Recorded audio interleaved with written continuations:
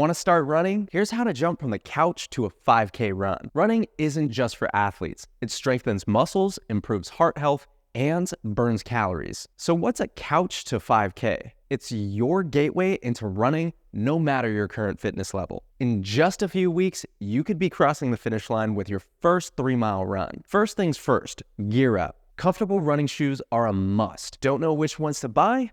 Visit a specialty running store. Next, hydration is key. Always have a water bottle handy. Now, the plan. Run 3 days a week, rest 4 days, and consider other exercises to keep things interesting. Anything from yoga to biking works. Here's a quick start. Week 1, run 15 to 20 minutes per session. Feel free to take short breaks. Week 2, slightly longer runs. Experiment with your pace. By week 3, try to reduce those in-between breaks. Weeks 4 to 6 is all about challenging yourself. Now it's time to incorporate intervals of faster running. But remember, the goal is to build endurance, not speed. And finally, health first. Listen to your body. If something doesn't feel right, don't push it. You're aiming for progress, not pain. Ready to embrace a fitter, healthier you? Lace up those sneakers and show the world what you're made of. Good luck.